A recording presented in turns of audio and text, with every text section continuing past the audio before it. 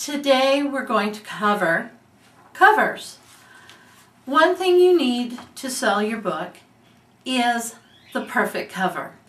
It's unfortunately true that we do actually judge a book by its cover.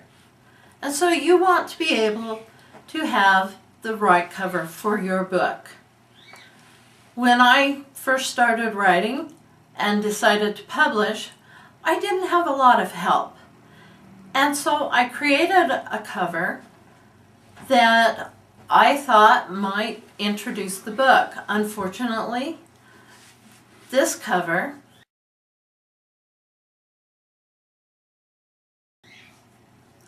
for Blood of Ancient Kings does not really depict what is in the book. It's not a good cover for this book. It might be a better cover for a crime novel for adults, but for a fantasy novel for young adults, it's not very good.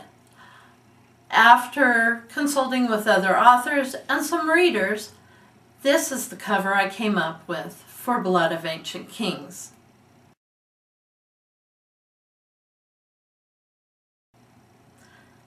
This cover has been successful in marketing and sales.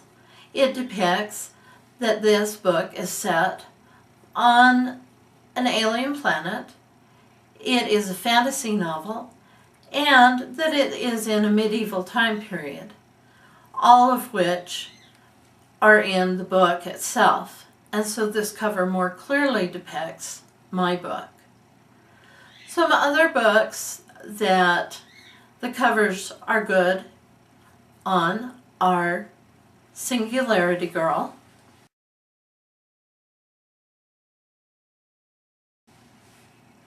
this is an excellent cover for an adult book. Then there is Stephen Miller's Captain Justo from the Planet Is.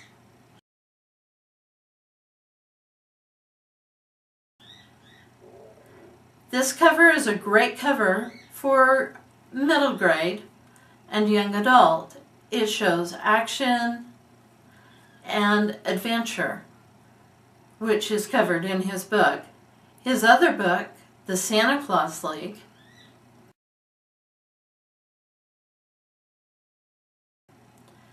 this cover was designed to appeal to the adults who are probably going to buy the book to read to their children. But it also appeals to children as well, because Christmas is such a magical time.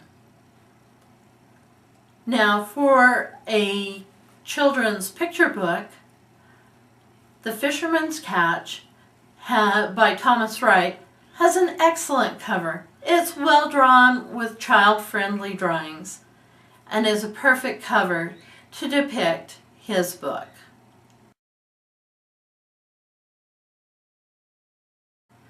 When you're choosing a cover, you can actually do your own cover, but you don't want it to wind up on one of those sites that make fun of bad book covers. My husband Earl, who is the E in V&E Enterprises, will now show you an easy way to assemble a basic cover, and you can use any background shot that perhaps you took with your own camera, but do make sure that you've used the highest resolution you can for that shot. Thanks, Valerie.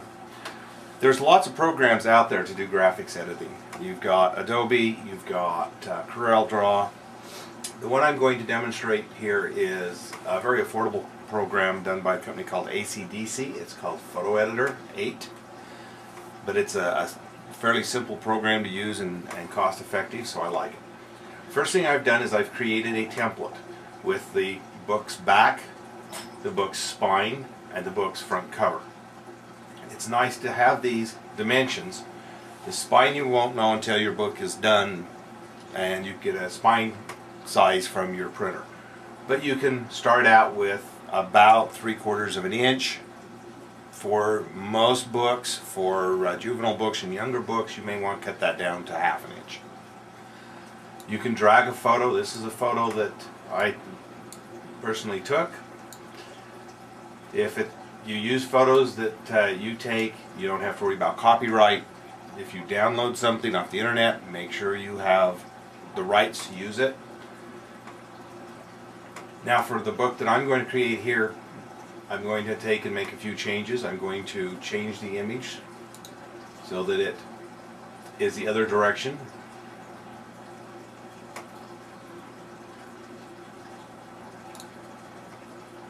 I'm going to stretch the image. You always want to go beyond your marks. And as you start working with printers, they will start talking about bleed and full bleed, things like that. Bleed is going beyond where they're going to cut it, so that they can overprint and then cut off the edge to get a nice clean edge. Now, this photo here is not big enough to make it all the way to the back cover. I need something for the back cover. Easy way to solve that would be to take another photo and put there, or in this case, I'm just going to carry on the same brown color. Again, go a little bit bigger than what the marks are.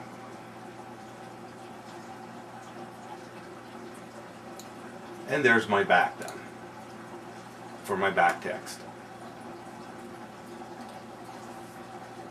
I'm going to get rid of the excess here.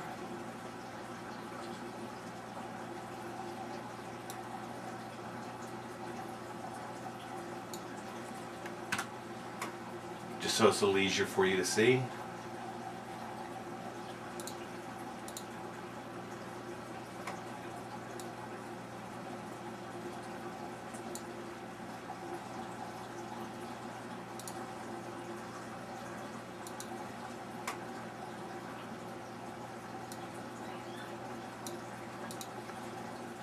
The next thing we would do is add our text. This is a very dark color cover, so I'm going to do my text in white.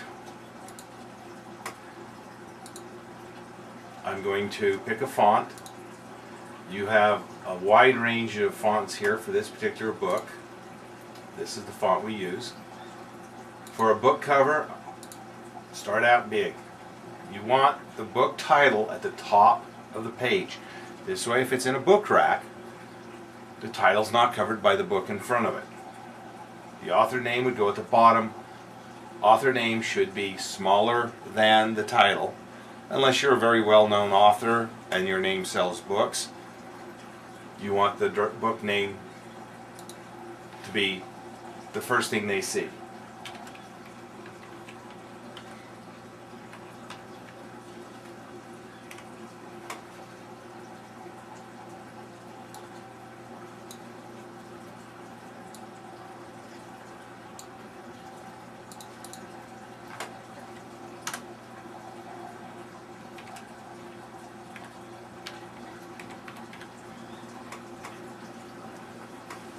There's the book name. Now we've got options here. We can take and center it. We can right justify, left justify. For this one, I think I'm going to do that. Now I'm going to come down here. My current font is 80 points. So my next one for the author's name, I'm going to cut that somewhere in half.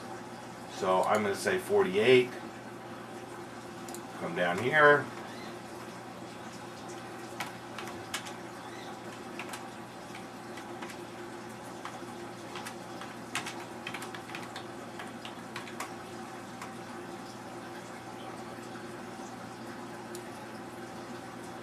Nice big name, so it's visible, it's readable, but it doesn't compete with the back, or with the title.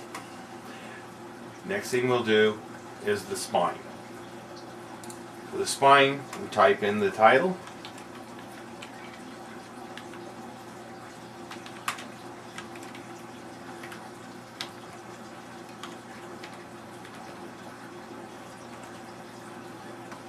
We can rotate it.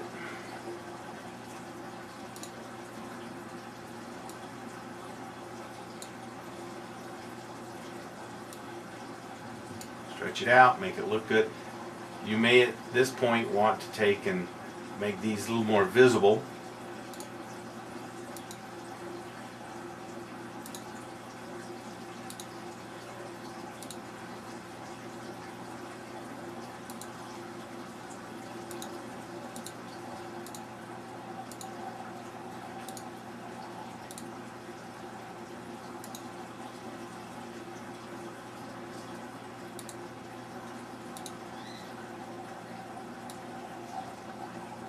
Move those so it's on top. Move this one so it's on top.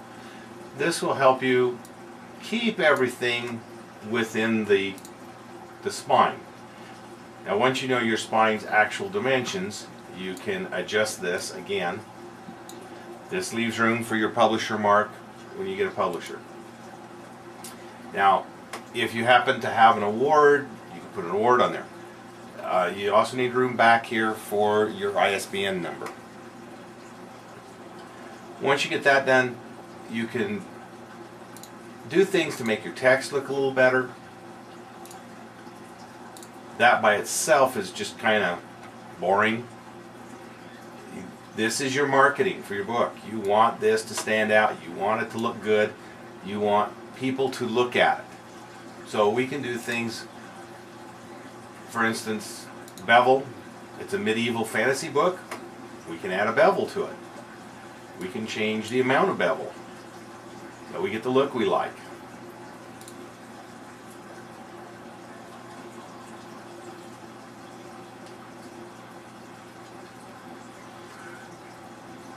That gives it a little bit more attraction. Now we can do some things like, with this we can do a drop shadow behind it, kind of make it stand out.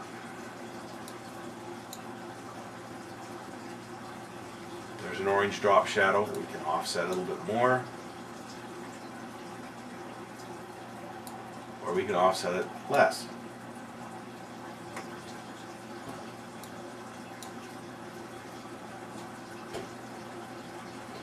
These are all things that you can do to just give your book that little bit of extra so it'll stand out when someone picks it up. They'll want to look in more. Look into the book. Read the book. That's what it's all about at this point, is marketing. But remember, when you lay out a book cover, you only need this first part for an ebook. However, for print, you need the spine, you need the back, and you need the front, and you need to have some trim. That's an easy way to do a professional looking book cover with photos you can take yourself, and you can do it fairly quickly. Enjoy the rest of our videos that we're producing. Hope that you'll continue watching and learn lots of new things from our V&E series. Thanks for your time.